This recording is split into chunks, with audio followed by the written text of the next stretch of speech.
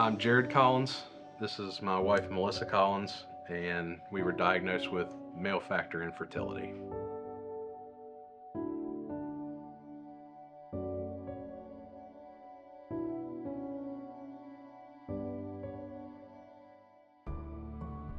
I'm Erin Listerman. This is my husband Chris, and we were diagnosed with secondary unexplained infertility.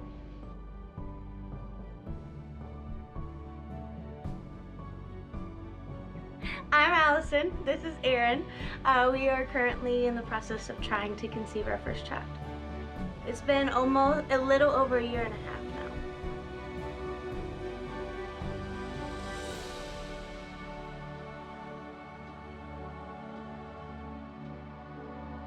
My name is Casey Ferrari.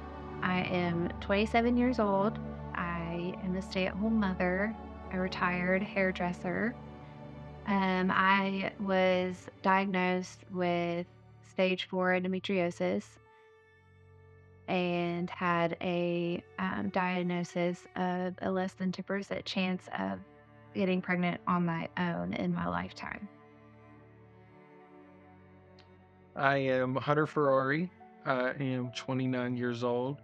I'm a real estate agent and a real estate investor, and I also have male factor infertility. We went on vacation. Uh, we were in Gatlinburg, Tennessee, and we talked about having a family, and that by the time that we would have a baby, if we immediately got pregnant, then he would be done with school and be working by the time that would happen. Um, We were also living with my parents. we were also living with his parents because he was in school, and it was just smarter for us financially. I decided that I needed to get established with a OBGYN because I hadn't been established with one yet in the area. And when I finally went, it was a year that we had been trying.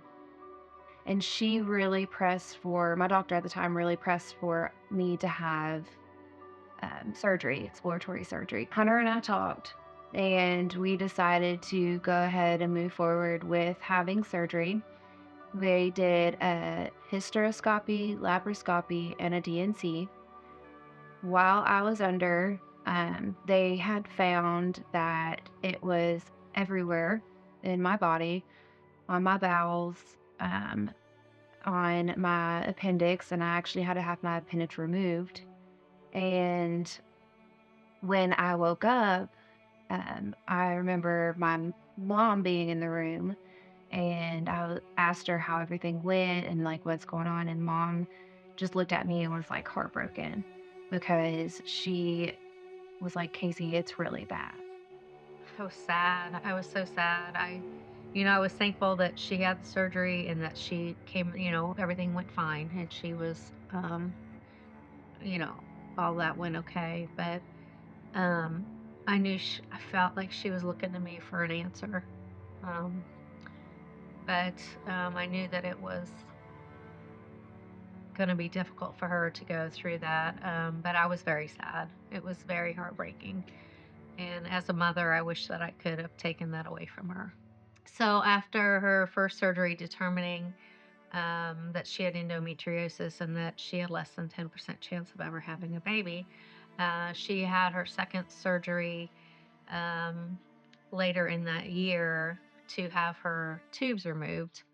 And her tubes were, I think they used the word boggy, to where if she would get pregnant and any fluid in the tubes would spill over into her uterus and be harmful and detrimental to the fetus. That surgery affected me more than her first surgery because, in my mind, she's 25 years old and very healthy. And then they surgically removed tubes, both of her fallopian tubes. And that absolutely took away any chance that she had. And I remember discussing that and talking through that with Casey, and Casey saying, Mom, I never had a chance anyway. Infertility can really result from issues with either partner or a combination of factors. There's primary infertility, which is the inability to get pregnant at all, and then there's secondary, where you have gotten pregnant in the past, but you're unable to get pregnant again. Depends where you read. It's somewhere between 1 in 6 to 1 in 8 couples will experience infertility during their reproductive lifetimes. And about how many people would that be, if you best estimate? Gosh, millions. I guess I don't know how many couples there are in the United States, but it's high. We deal with it literally every day in the office, and obviously there are lots of different reasons for it as well. So we got married back in 2012. Very quickly got pregnant with our first child, Miss Briley. Had her in July of 2013. And then I was in grad school, and we ended up moving down here to Charleston from Ohio, and we waited a few years and then decided once I had a job, like, okay, let's start trying again for number 2. Never in a million years thought it would take any amount of time, since we got pregnant so easily the first time. And then it just didn't happen. And then, a year and a half or so came and went. And then we started exploring options for reproductive medicine. Interventions can be anything as simple as helping someone get into or helping someone possibly lose weight a little bit so that they will ovulate more regularly. Sometimes medications can help them not only lose weight, but also help them to ovulate on time. Sometimes we'll use oral medications to help people ovulate that may have trouble. Polycystic ovarian syndrome, especially in this area, is very prevalent, and we deal with that a lot in trying to help people get pregnant. They've come a long way. Infertility treatments used to be successful in best case scenarios in late 1980s in only 15-20% of the time. Now, in most successful of the clinics, the rates are 75-80%. In general, one attempt of in vitro fertilization nowadays costs $16,000 to $20,000, depending on whether IVF is being paid for by the out of pocket, and that does not include the medications. Medications cost another $3,000 to $5,000 per attempt per cycle. Dealing with infertility is not technically life or death, but to those who are going through it, it really can seem that way. It's not cancer, it's not a heart attack, but for them, it really does feel that way.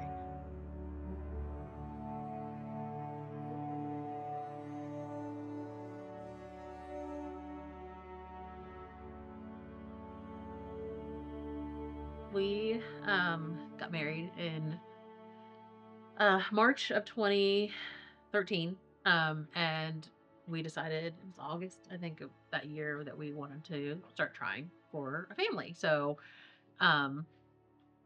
we just thought that eventually, it would happen.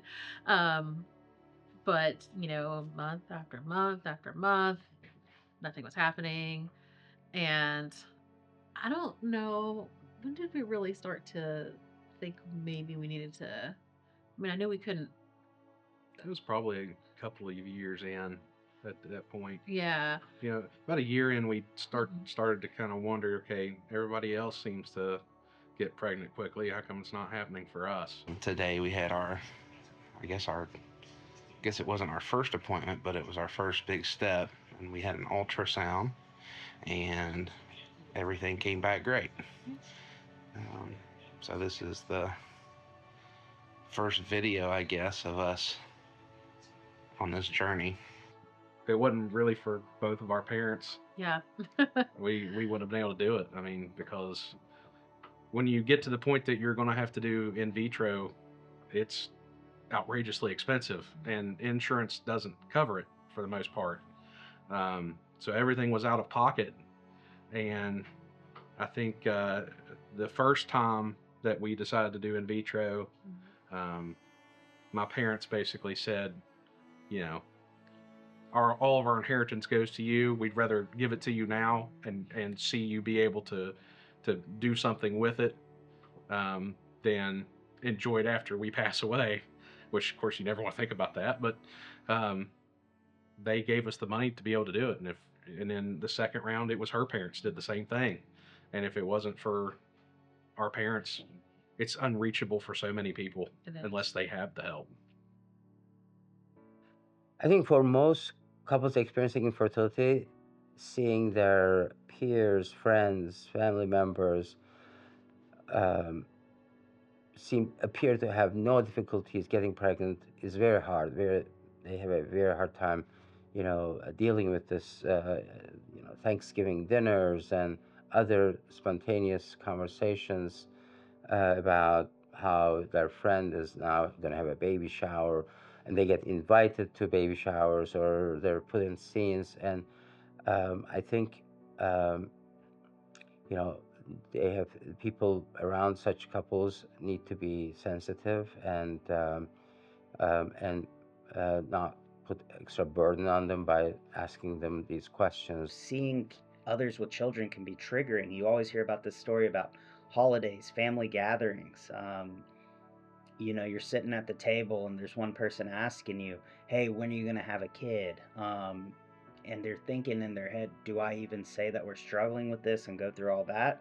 Or do I have to just take a deep breath and write it off? And just that whole scenario, they don't want to answer that question. They don't want to have to, waffle around it, but they are. You think, oh, like this could be it, and it isn't, and it's devastating when it's not. But then we eventually, we started to get more and more ready, and it's just not fallen into place yet. So there's more sadness that comes with it. Defeat almost every month now. It's just more of looking at it defeated, which I don't try to. It's just it comes with the nature of being that, because we just expect, and then it's like, it doesn't happen, and you're like, why is this not happening, or what's the point of this not happening? Infertility is quite common. A lot of times people don't want to seek a diagnosis or a workup. They just say that it's something they dealt with, and a lot of times it's a passing by thing that they'll say, hey, I was infertile, and they'll be 40 and they had never asked anyone and just dealt with it. Miscarriages, they're unfortunately quite common and challenging. Depending on what you read, 25% of pregnancies that are diagnosed in a doctor's office will end in miscarriage. Up to 30% of pregnancies that aren't diagnosed will end in miscarriage. So it's very, very, very common.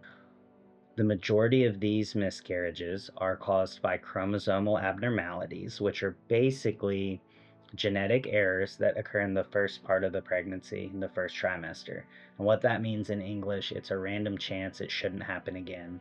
And I always tie in, either faith or science and say, this is either God or nature's way of allowing something that wouldn't be compatible with life to go through. And then they ask, well, what are my odds next? And the odds next are fewer than 5% of people will have 2 in a row, and fewer than 1% of people will have 3 in a row. So all that being said, it is very uncommon, but I also tell these patients that I understand how it is, and I don't really care that it's 1% or 0.5% or 5%. When it's affecting you, you're feeling it as 100%. And we had 1 embryo from that one. We transferred 2 embryos and got pregnant with Summer. And that was in we had her in 2020. 2020. So got pregnant, healthy, uncomplicated pregnancy. And then just out of left field, we had a stillbirth at 38 weeks and 2 days. Yeah, it was rough. That's the roughest part of the whole scenario. Was we had tried for, what would that be, 5 years had been trying for 5 years to get pregnant with baby number 2. And we were 5 days away from our induction to meet her. And woke up one morning and just had no fetal movement. Those are probably the darkest days of my life. Yeah, that was a bad day. I went hunting in the morning, came back in, and we usually listen to the baby, The heartbeat on the Doppler. the heartbeat on the Doppler, and there was nothing there. And we said, oh my God. So we headed straight to the hospital, get up on the floor, and they come in and they confirm there's no heartbeat. So now we're left. She has a dead baby inside of her, and we have to decide either C-section or have a baby. And it's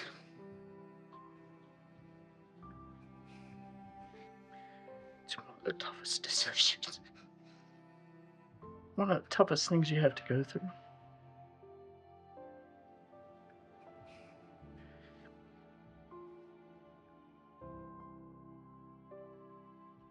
The day we went home, I had to put all of her stuff away. I'm really thankful that we had just planned to have a bassinet by our bed. I'm thankful that there wasn't a whole nursery set up, but I'm not sure if that would have made things any harder or not, because it was hell. We still live in this hell. It's been 3 years. Yeah, she would be 3 now. Yeah, it's been 3 years and we still live it every day. Every single day. I mean, I think I think anybody about her. who's lost a child, regardless of age or how much time you have with them or don't have with them, I think everybody would say that doesn't ever go away. That grief is deep. Because you don't lose just the child, you lose all the plans you had for that child and what you thought your family was going to look like. And the hardest part of all of it was our oldest daughter was 7 at the time. Yes. Trying to navigate that grief with her and to help her grieve in a healthy way. Thankfully, my mom and our daughter, Briley, were able to come up and be on the labor and delivery unit with us and spend some time with us, with her sister, and have those few moments. Like I said, that's all you get. And then, the only way I get to be a mom to Summer is just, looking at her pictures and rearranging the, memories, physical memories that I have of her, little, molds of their hands and of her feet and all those things. So those are precious things because that's all we have. Yes.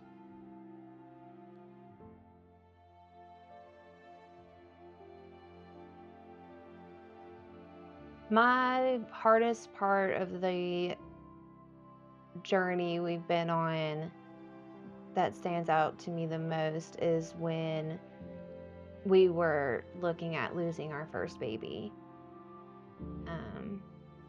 We just kept getting bad news after bad news whenever we would get ultrasounds done, and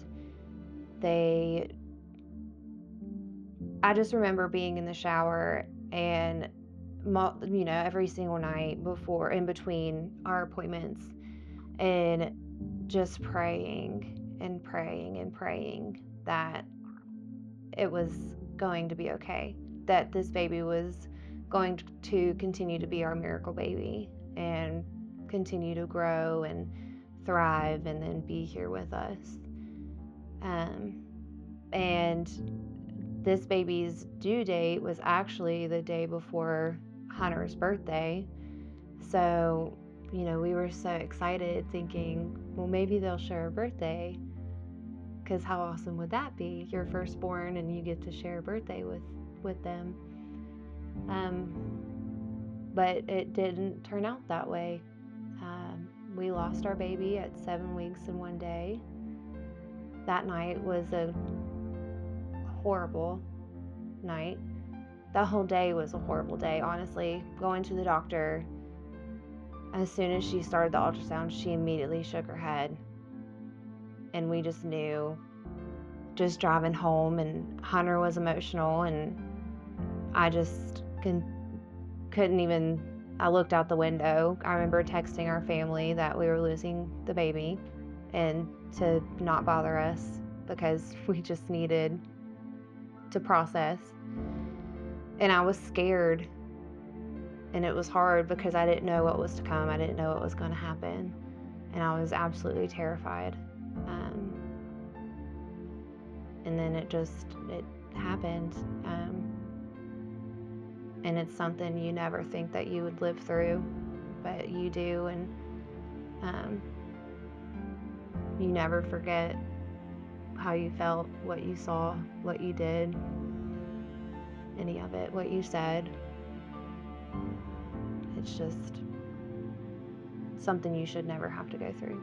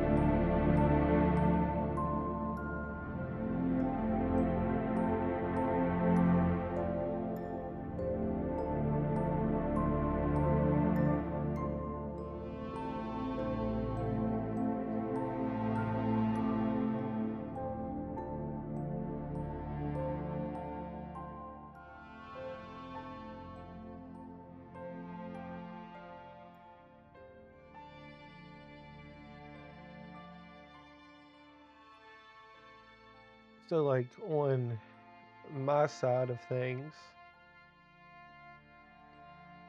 from day one through this journey, it was just always so hard because you're the bystander.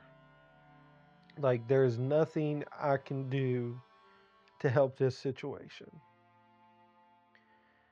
I don't feel any of the pain. I don't feel any of the good. Like, I'm just there. And, um, just watching Casey do multiple shots every single day, and like, there's nothing I can do to help her with any of it. And then, like, she's working so hard, she's doing everything that she can, she's, whatever it is that they tell her to do, she's doing it. And then you get the high of We're pregnant.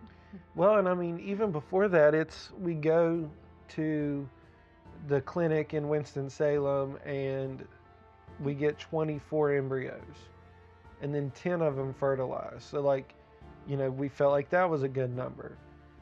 We were happy, we were excited with that number. And then we do the transfer, and it looks pretty good to start off with. We get the numbers that they want to see, but then they don't necessarily double the way they're supposed to. And then they're supposed to double again, and they don't, but they're going up. And, like, we start to feel like we do have some traction. Like, yeah, it might not be where they want it to be, but we have positive traction. And then to just one day kind of go and them just tell us that it's over, and that the baby's not growing, it's not going to live and survive, and yeah, right. So no heartbeat or anything like that. At a point that, like, by that point you should be able to find a heartbeat, and then just feeling like you're helpless. And then you just, you get all those emotions of the idea that you were having a baby and then now you're not. And then, well, does that mean that we can with any of these other embryos? You know, how do I even take care of Casey? Like, is she going to be okay? Um, and then, I mean, the things that they do, the medicine they gave Casey at the clinic after they told us that she wasn't going to have the baby, they told her that that day was going to be awful. And so then it's like, well, great, we get this awful news, but now we get to go home and Casey's going to have like a bad day physically too. So like, what is all that going to entail? And it was just so much.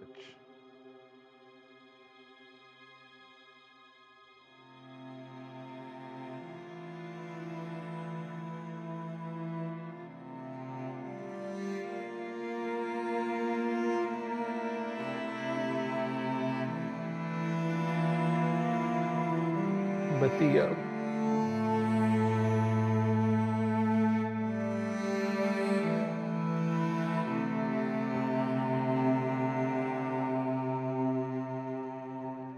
can't talk about it.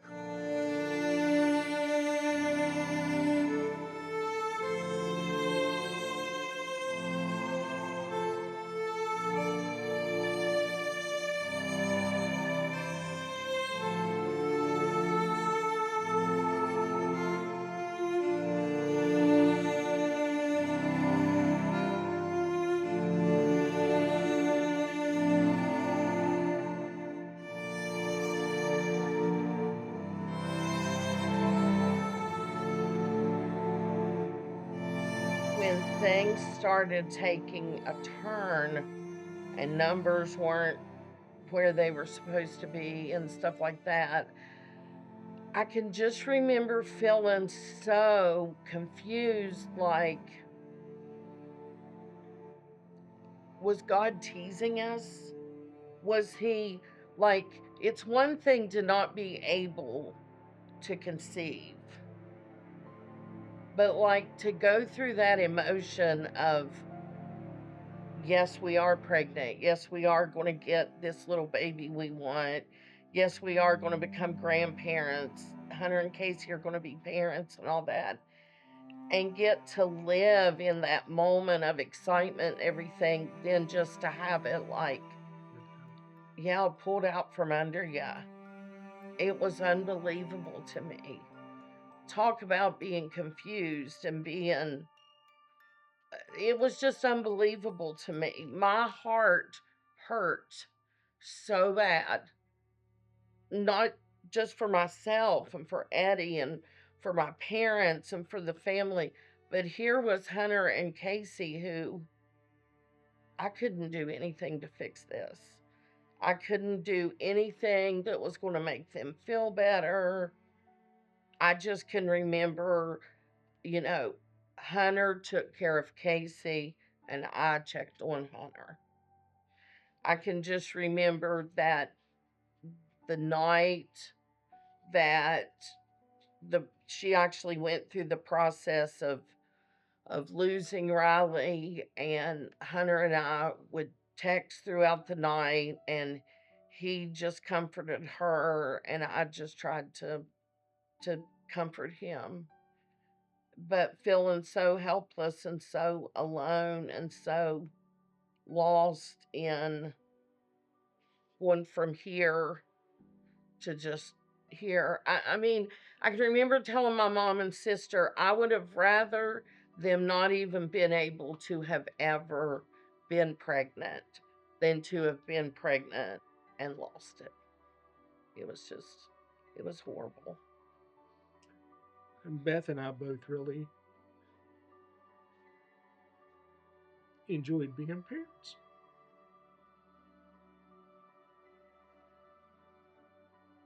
and the chance to have another little Hunter, another little Katie. Didn't seem like it was going to be possible. And I think that was hard because uh, a lot of dads like to relive stuff through their children from high school or whatever, whether it be sports or whatever. And it just didn't seem like that we or I was going to get the chance to relive uh, the joys of being a young dad. You know, because to me that was the pinnacle or one of the highlights of my life was being a young dad, horsing around with the kids, taking them to play ball, taking them fishing, taking them to the lake, whatever. And then it was just like, wow, I'm not going to get to relive that, but Hunter's not even going to get to live it, period. That's hard. It's hard.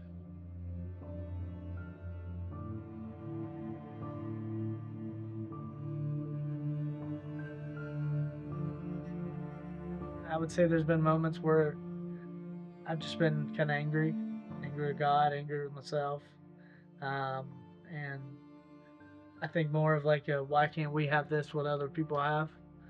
I think we try to find different things that we enjoy and just being good friends or, uncle and aunt and stuff like that to different things. So I think going back to the social part of it, yes, it's hard sometimes, but it helps to still be around these kids and still be involved. And like I said, I work with kids, so I see some every week. But yes, they're still not ours, but part of us still feels okay with that because we're still getting to play with the little kids. We're still getting to hang out with our friends. Becca is my little cousin, and she is married to Jacob. And Becca and Jacob got Married at about a year, a little over a year after we did. I'm about a year older than Becca, so we've lived our entire life together. We grew up on the same street, always went to the same school. She was a year younger than me in school, but I mean, we have done everything together. While we were going through this process, um, we hadn't had our transfer yet, but Becca and Jacob found out that they were pregnant and having a baby. I was really excited for them, and I was really happy for our family. Um, but at the same time, there were some pieces of me that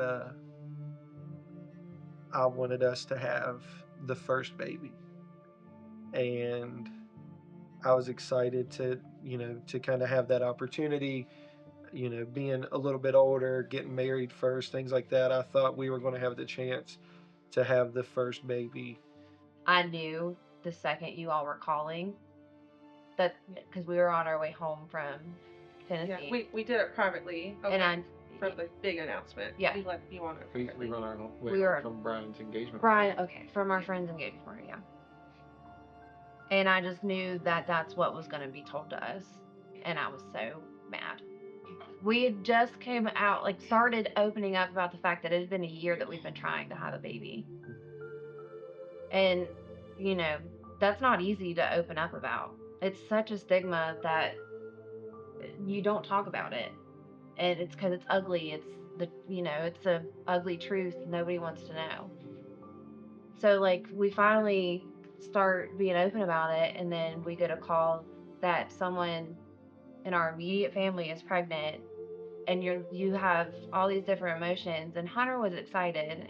He genuinely was excited, and yeah, I was happy too. But then again, I just was like, here's another person that's pregnant that's not me, and then now it's going to be in my face all the time. And the only person that I knew who would be able to even closely relate to me was Deed.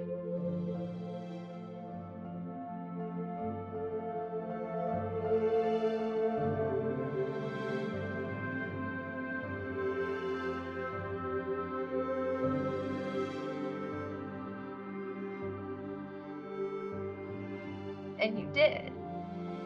And I remember whenever Becca and Jacob gave Pawpaw and Grammy the onesie, like, I did not want it to be like, oh, but how's Casey? Like, Becca and Jacob's got this amazing news, and I did not want anybody to sit there and be like, oh, well, this is going on here, but what's Casey doing? So I just sat on the couch, and I was happy, and I cried, but I also was really sad. And Dee came over and hugged me and said, I know. And it's okay. And I know. Because then it was tragic, and then to think, are we going to have to do this 5 more times, 6 more times? How much more can Casey's little body take? How much more can their marriage take? How much more loss is our family going to be faced with? And it was overwhelming at times. Being grandparents, it was the best thing that ever happened. No. It was the most precious thing in the world. And I really wanted them to eat.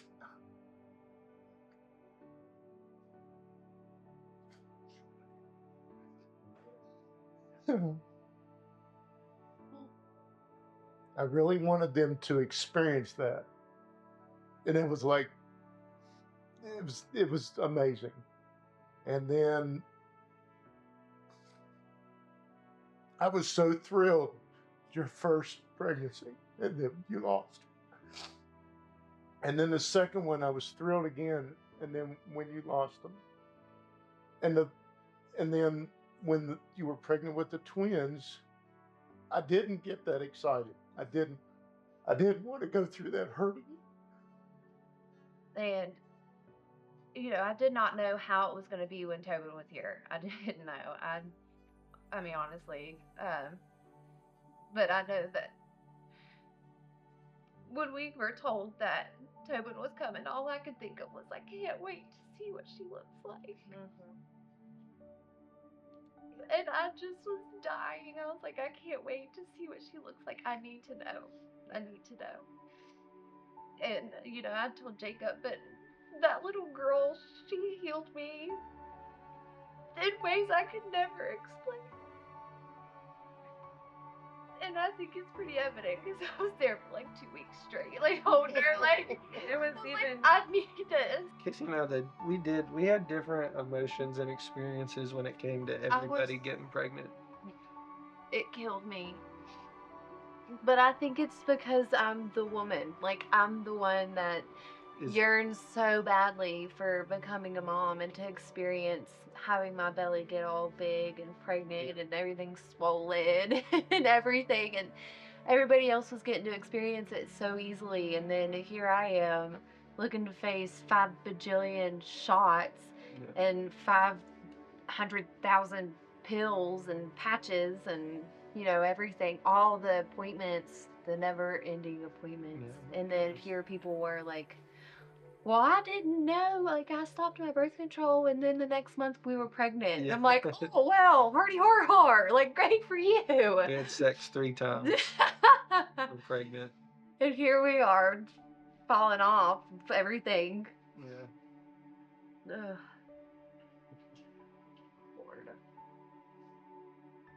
I think it's one of the greatest joys in my career, in my life, to see my patients get to that point and put a smile on their face and create this great happiness in them. That's one of the greatest moments in my career. That's what keeps me going for all these years. It's why I love my job. I remember I did the trigger, and then we scheduled our egg retrieval, and we went up there. We stayed the night so that I could be there right in the morning because it was pretty detailed thing. And that morning I woke up, and I look at him, and I'm like, I've ovulated. He's like, no, there's no way. He's like, that's like a 1 in a million thing. Yeah. Like there's no, they Yeah. study this stuff. This is what their job is. Yeah. There's no way there's a mess up. He's here. like, no, no. I'm like, no. No, I know I've ovulated. I know I have. Like the eggs are gone. The doctor starts going in for the eggs, and she's like, I don't see any follicles. Where are the follicles that were here? Like, it was a Wednesday that we went in. She's like, where are the follicles that were here on Monday? She was like, there's no eggs here. She's like, there's nothing. And I just looked at him and I was like, I knew it. I knew there was no eggs. And so you talk about the highest of highs, Yeah. lowest of lows in about 5 minutes. yeah. Like that literally felt like our entire world ended right there. Like we did all of this. We put all of our eggs in this basket. There's nothing. Yeah. She was like, there's nothing. She was like, oh my gosh. Like the doctor was shocked. She's like, what is happening? In that process, you fill up with a lot of fluid. And so she was draining the fluid that was kind of just collecting around everything. And I remember she handed a vial to the embryologist and she hands it to him. She says, this is throwaway fluid. And I remember her saying that. That was the direct word, throwaway fluid. This is throwaway fluid. And so, she got everything done, got me squared away. I remember they handed me a can of Sprite and they're like, are you okay? I'm like, well, no. The doctor had left for a while and then she came back in. She's like, they found 1 egg. And I was like, 1 egg? I was like, okay, there's 1 egg. And I looked at him and he was like, this is going to be our miracle baby. I was always the cheerleader all the way through it, but I can honestly say in that moment, I honestly believed it. Like that is a miracle and this is going to happen. Like I just felt it inside. Like this is it. This is going to happen. This is going to be our baby. 3 hours ago, I got a phone call that 1 egg has fertilized and is growing. So we're going to continue to say our prayers that egg continues to grow and be you. Everything I've read says that by now you've already, whatever, if you're going to be a boy or a girl, that's already been determined. And all we can do is pray and hope that you continue to grow. And we're saying our prayers and everyone's saying their prayers for you. And hopefully you're going to be that baby that one day gets to watch this video. 1, 2, 3.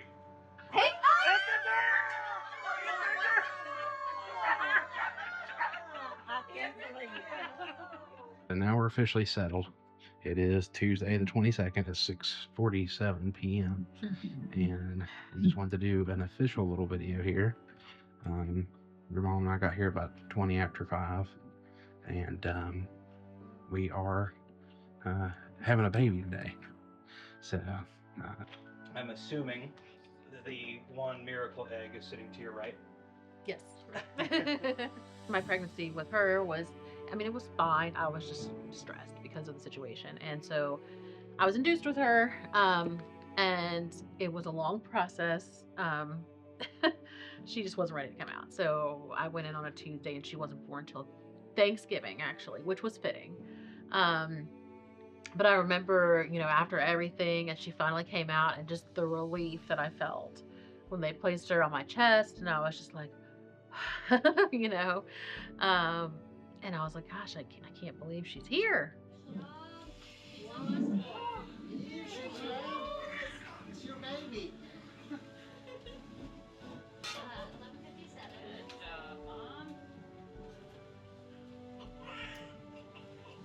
I kept thinking back to what he said about this is our miracle baby, and yeah, it was true.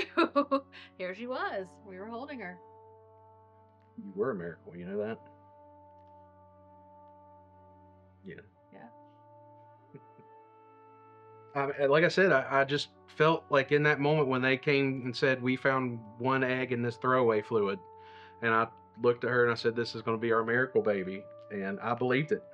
And, it came true. And, gosh, it's an amazing feeling to know that you went through all of this.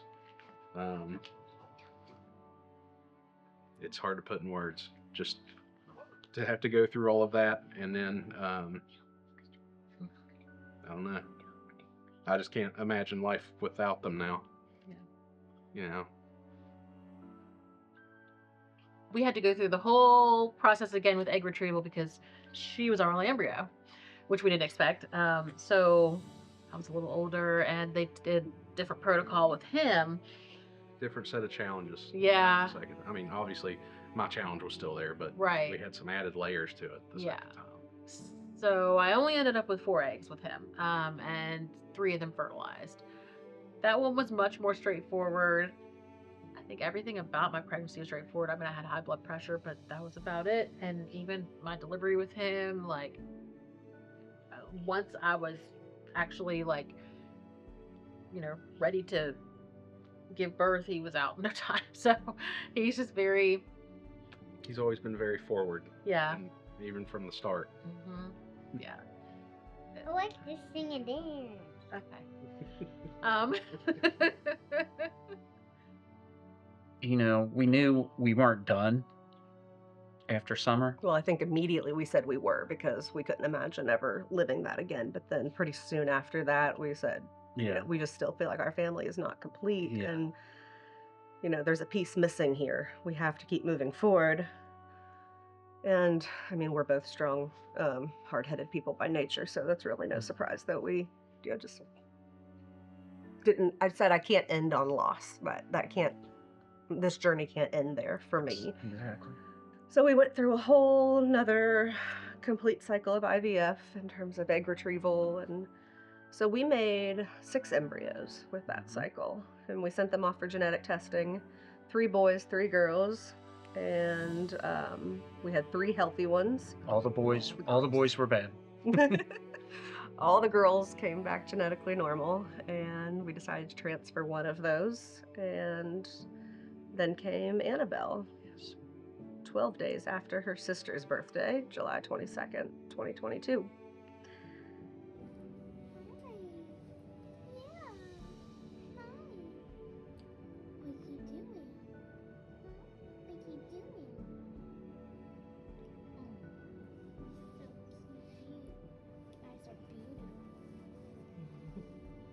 That day saved my soul.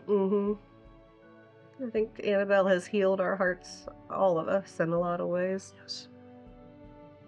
And despite the age difference, Briley and Annabelle are super close, and she worships her big sister. She does. And we have a video of me laying on the operating room table, and I look back at him and I said, holding this little baby, and said, we've waited 6 years for this. We're the best thing ever. All right. 6 years. That's what we waited for 6 years. You can drop it. And I can't watch that without crying. Because it's just like, I could see the relief from both of us. Like, she's here, she's safe. Finally, you know, we get this prize at the end. And we quickly got pregnant again, due in August. On our own. On our own. Again, out of the blue. Didn't. So you're pregnant right now? Yes. I mean, you can only assume that there are some fears. Tons of them. Always. Almost crippling anxiety. Every day.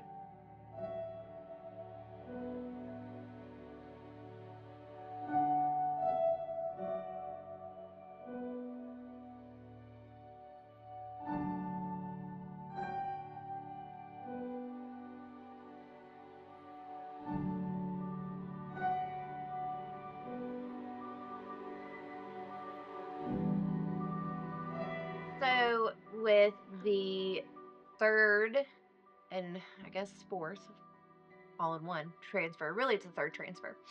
Yeah, at once. Yeah, they did it at once. Which brought us to our twins.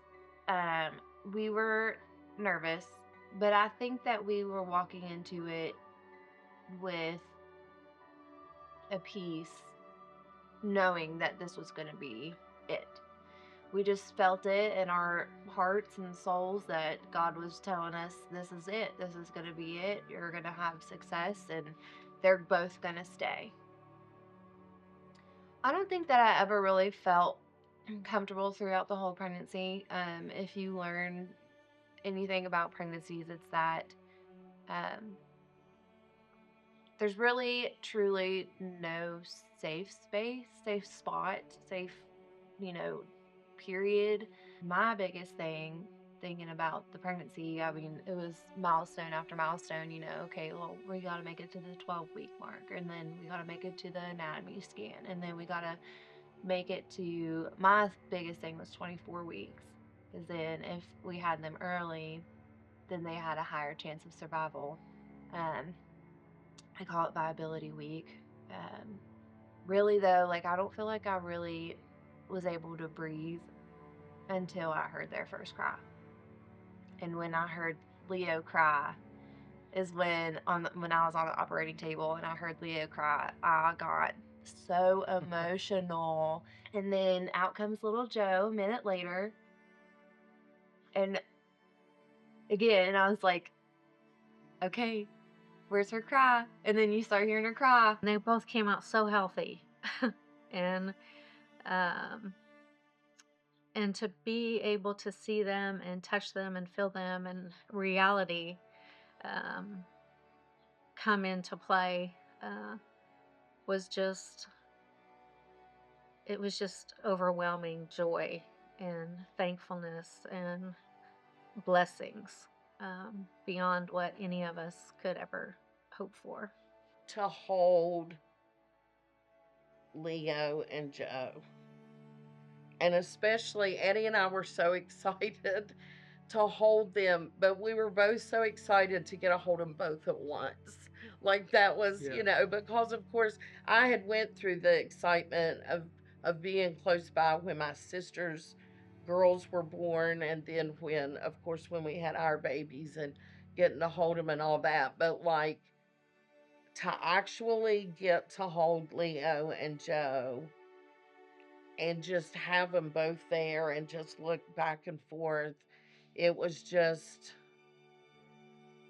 more of a blessing that I can even hardly find the words to describe it. It was just, I was overwhelmed.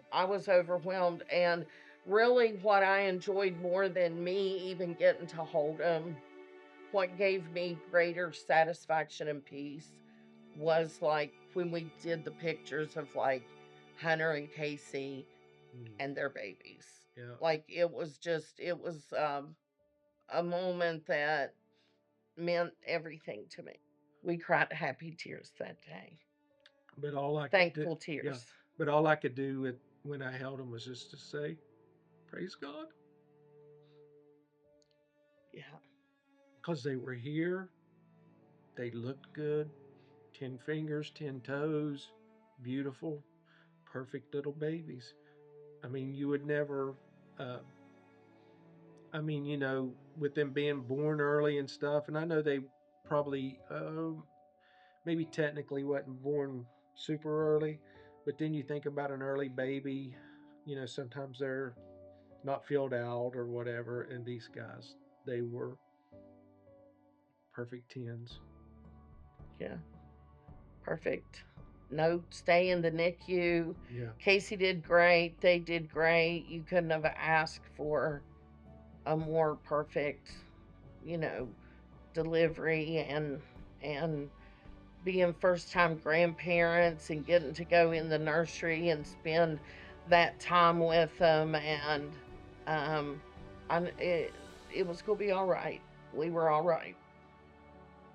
Whoever said the first year of marriage is the hardest is a big fat liar. I think the first year of having kids in your marriage is the hardest. The hardest for sure. I think we struggle relationship wise more with this first year of having the kids than we ever did. I mean, even through the infertility, which normally would break people. I feel like we were united big time. But then, like, just you throw kids in the mix and it just kind of changes things. So, I mean, you're constantly working on something. Hunter's always been pretty perfect, so it's not like he had a lot of growing to do. I don't know. He's just so strong. And the way he supported Casey was so beautiful. But we have a great dad, and he learned that from Dad. He takes care of everybody. But it's just been so cool to watch him become a dad. I don't know. I don't really feel like he's grown for sure, but I don't know really how to say because Hunter's always just been Hunter, and he's good at all things. He's the best dad I've ever seen. Truly. Right now, the twins are 15 months old. They are both walking, running around like crazy. They climb everything. Starting to talk. They say some things. It's generally funny. Joey knows what she's talking about, Yeah. but we don't. Joey will tell you off, but you have no idea what she's saying. And Leo, he's currently Yeah. and you're like, yeah. So interesting. He knows what he's talking about too now. They know exactly what they want to eat and drink and all that, and you have to figure out and hope that whatever you're giving them is what they were wanting. Well, I definitely think it's a day by day thing for sure. And it's not even just day by day, it's moment by moment. Definitely interesting. Keeps you on your toes. You figure things out. You figure out how to do things with one arm, or you figure out how to do things with no arms, but you still do it. You struggle, might bonk a head or two by accident, but it's just life, it's not picture perfect. It's you just go through the motions and kind of got to learn to live in the chaos sometimes. Yeah.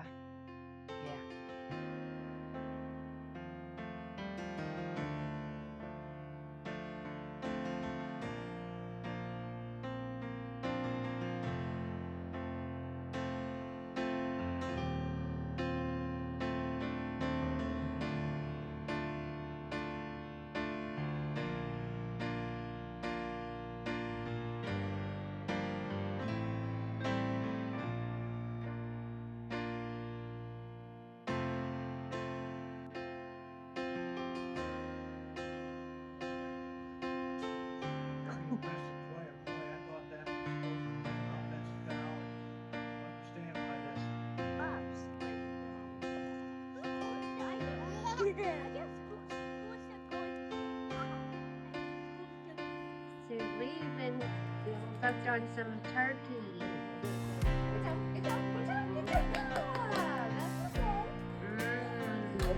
So good. Is it good, Bubby?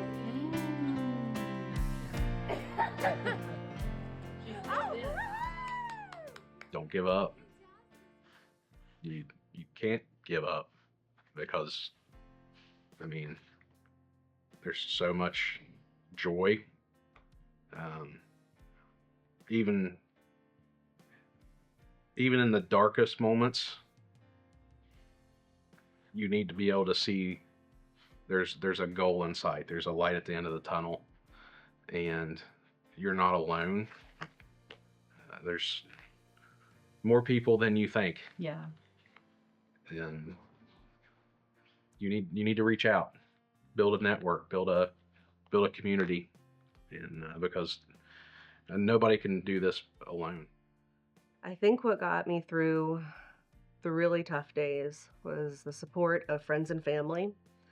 People just being there. There's no words that can make anything better, but just having people surround you with love, and trying to be open and honest about when you need help and seeking help, whether that's from your friends and family or, a really great therapist or psychiatrist, what have you. I've utilized all of those resources. And And really, like I said before, my faith has got me through. Just know that you're not alone.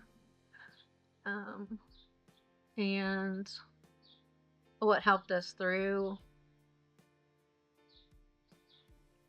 our experience was just relying on our faith and God's love and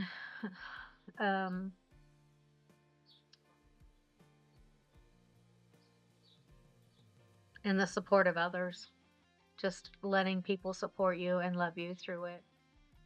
My advice to anyone out there who knows someone and loves someone and is trying to care for a person or a couple who is struggling with infertility is to just be there. Love them, take care of them, try to remember dates. I have noticed that it's still important to Casey and Hunter for us to talk about Riley, us to talk about Sawyer, us to remember transfer dates, us to remember dates when we found out that they were no longer here with us. And jot those dates down because we have Joe and Leo, but they don't replace Riley and Sawyer. We still have Riley and Sawyer in our hearts and in our heads, and we don't want to forget them. We don't want to forget them. And I think it's very important to people who are struggling just to know that their parents, their grandparents, their friends, their family have their backs, or supporting them, or rallying around them, are there for them, or praying for them. And that they remember these little babies that have come and left us too soon. If you're going through infertility, my advice to you is to keep praying. God has a plan for you and for your family and your journey. And being a parent is the biggest blessing that I have experienced. And it is worth the fight. It is worth the struggles. It is worth the pain. I wouldn't trade it for anything. So keep going, keep pushing, and it'll all be worth it. I agree. For anybody who is going through it or knows somebody who's going through it, just be there for that person. Just be in the moment. As somebody who experienced loss, I felt like it was really important to just sit in my feelings and not just brush them away. I think that that's really healing, that you feel every single emotion that you're going through, whether it's anger, sadness, hope, whatever it may be that this journey brings to you. Feel it and go through it and sit in it, because it's only going to help you in the long run. Don't give up. It is well worth it. And if it doesn't end up in biological children, there are multiple ways that you can still have a family. There's always options. And, it may feel like the end of the world, but it's not. There's always a new day and a new chapter that can be started for you. So keep trying. Surround yourself with those who love you and support you and pray for you and lift you up. And yeah. That's it. I can say. Tell me, why can't I see? Will it happen for me?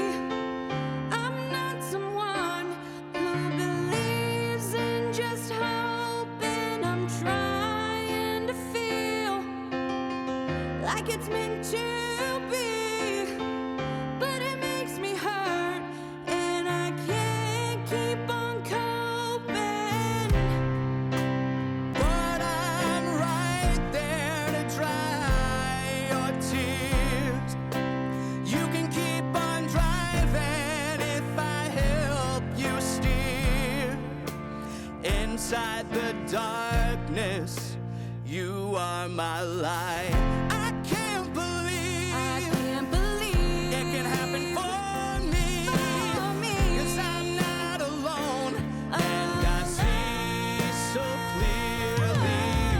We'll make it through. What else could we do? When the world sees the power of you.